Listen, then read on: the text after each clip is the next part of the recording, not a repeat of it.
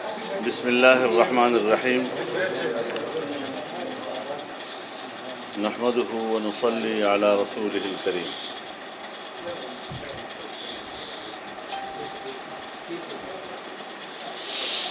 جمعیت علماء اسلام کل 5 اگست کو پورے ملک میں کشمیری بھائیوں کے ساتھ یکجہتی کا دن منانے جا رہی ہے۔ 5 اگست 2019 کو مودی سرکار نے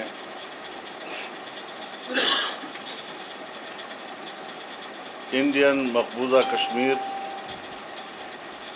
کی آئینی حیثیت کو تبدیل کر کے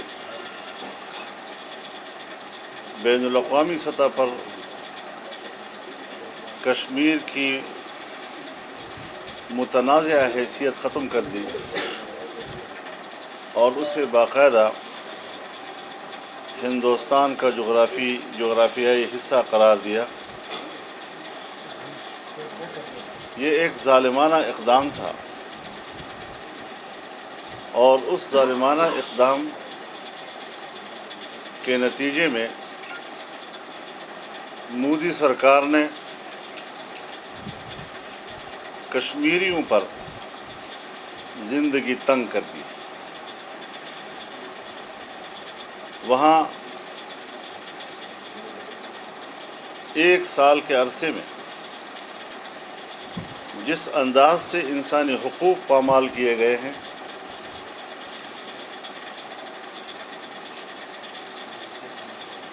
اور پورے خطۂ کشمیر کو ایک قید خانہ بنا دیا گیا ہے اور کشمیریوں کو جیسے ایک جبری قید کی زندگی گزارنے پر مجبور کیا گیا ہے۔ ان پر تعلیم اور روزگار کے دروازے بند کر دیے گئے ہیں۔ مسلمانوں کی زمینوں پہ قبضے کیے جا رہے ہیں۔ نئے ڈومیسائل بنا کر ہندوؤں کو بہت بڑی تعداد میں وہاں آباد کیا جا رہا ہے تاکہ آبادی کا توازن تبدیل کر دیا جائے۔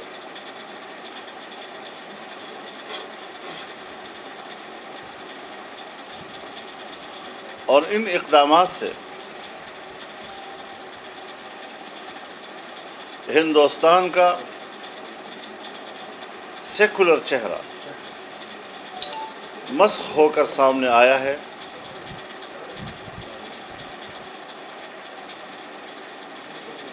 اور وہاں کی تنگ نظر حکومت کی پالیسیوں کے نتیجے میں ہندوستان ایک متعصب ہندو ریاست کا روپ دھار چکا ہے۔ اس لیے ضرورت ہے کہ ان حالات میں پوری پاکستانی قوم ہی نہیں بلکہ عالمی برادری اور بالخصوص امت مسلمہ کشمیریوں کے شانہ بشانہ کھڑی ہو جائے۔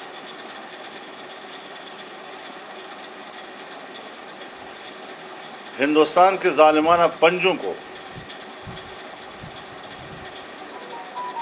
کشمیریوں کے جسم میں گاڑنے سے روک۔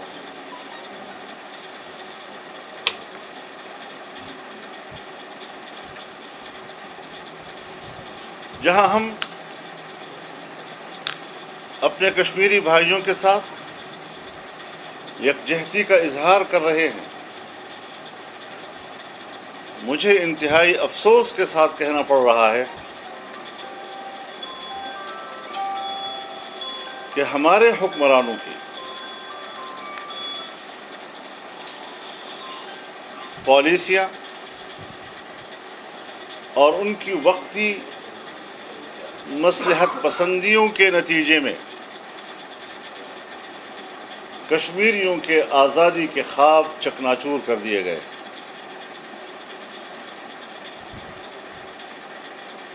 ہمارے حکمرانوں کی منافقانہ روش کی وجہ سے کشمیریوں کو مایوسیوں کے اندھیروں میں دھکیل دیا گیا ہے۔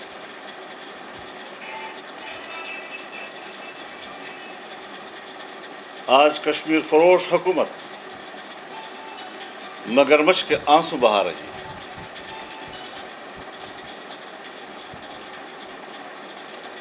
میں نے پچھلی حکومت میں بھی بار بار اور چیخ چیخ کر یہ کہا تھا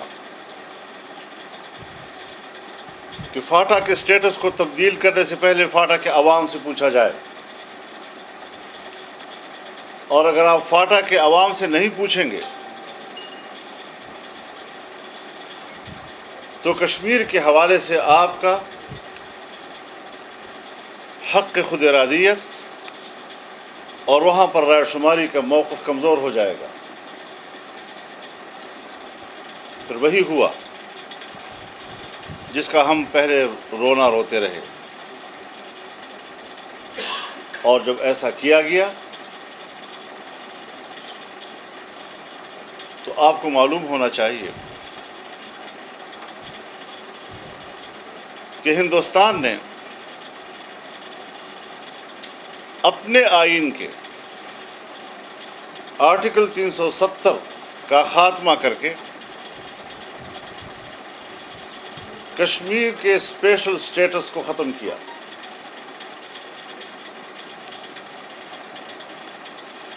یہاں پاکستان میں پارلیمنٹ کا مشترکہ اجلاس بلایا گیا، یعنی بظاہر قوم کے سامنے ایسا نقشہ پیش کیا گیا کہ جیسے بہت بڑا غیر معمولی اقدام ہوا ہے اور پاکستان اس کا نوٹس لے رہا ہے، لیکن جب اعلامیہ میں ہندوستانی آئین کے آرٹیکل 370 کا تذکرہ کر کے ان کے اقدام کی مذمت کی گئی تو پھر یہ الفاظ کس نے حذف کرائے؟ یہ الفاظ کیوں حذف کر دیے گئے؟ اس وقت ہندوستان میں اس وقت جو نیا ابال آیا ہے وہ تو آرٹیکل 370 کے خاتمے سے آیا ہے،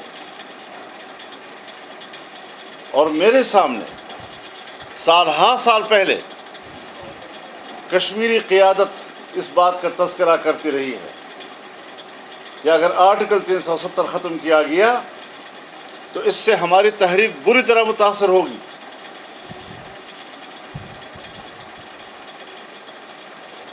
اب لوگوں کا انتظار تھا کہ آرٹیکل 370 کے خاتمے پر احتجاج کیا جائے گا، لیکن پارلیمنٹ میں عین وقت پر اس ڈرافٹ کو تبدیل کیا گیا، آرٹیکل 370 کو وہاں سے نکالا گیا اور کہا کہ احتجاج اس پر ہم نہیں کریں گے۔ اب لوگوں کو سمجھ میں نہیں آ رہا کہ کشمیر کے سٹیٹس کو تبدیل کر دیا گیا، جس وجہ سے تبدیل کیا گیا وہاں پر آپ اس کو اپنے اعلامیہ میں لانے کے لیے تیار نہیں ہیں، تو قوم کو کیوں دھوکہ دے رہے ہیں؟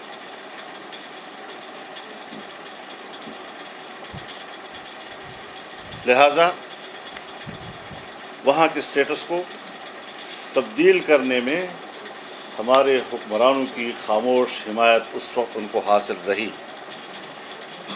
اور ہم نے اس وقت بھی اس پہلو کو تشتزبان کیا تھا۔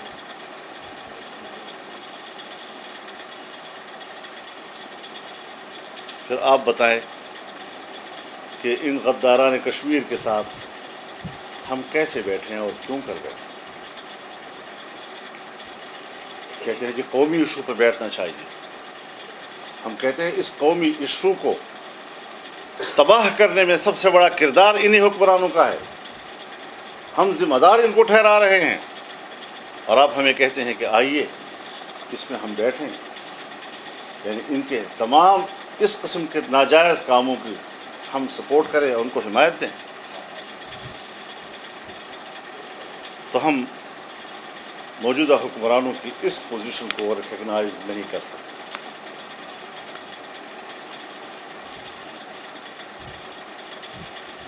ہمارے کچھ دوست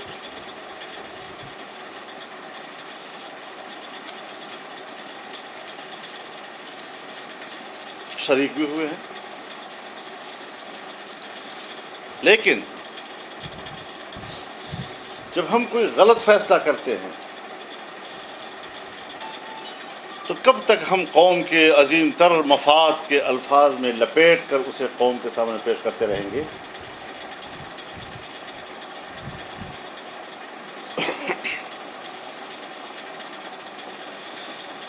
جب کشمیر کی خصوصی حیثیت کا خاتمہ کیا گیا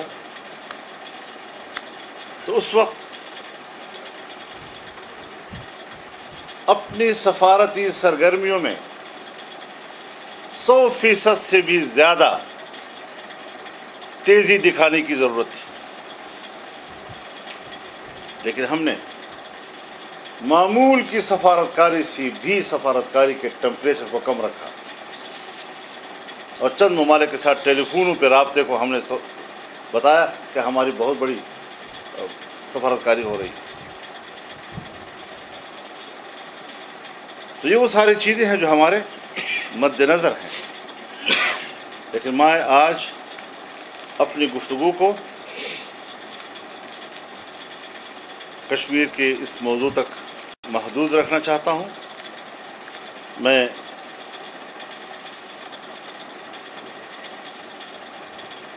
اس ساری صورتحال کو اگر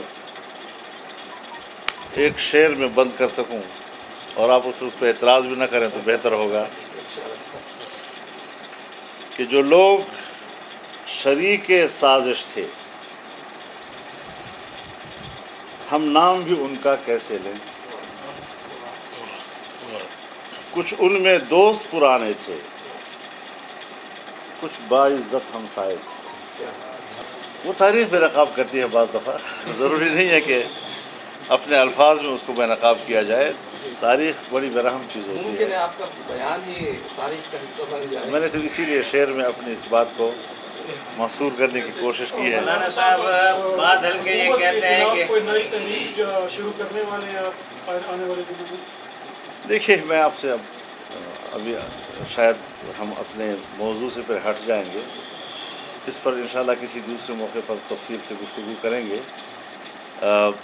تعمیر کو اٹھاتے ہیں پھر بیچ میں گر جاتی ہے، کیوں گر جاتی ہے، یہ سب ایک ایسے اہم سوالات ہیں۔ اچھا حضرت جی، اگر کشمیر کا ایشو حل ہو جائے تو اچھی بات نہیں، خدا کرے کہ حل ہو جائے، لیکن ہم نے کشمیریوں کو جس موقف کی بنیاد پر امید دلائی ہے، ہم اس موقف سے بہت پیچھے چلے گئے ہیں، اور میرے خیال میں جس حد تک کشمیریوں کے ساتھ میرا رابطہ رہا ہے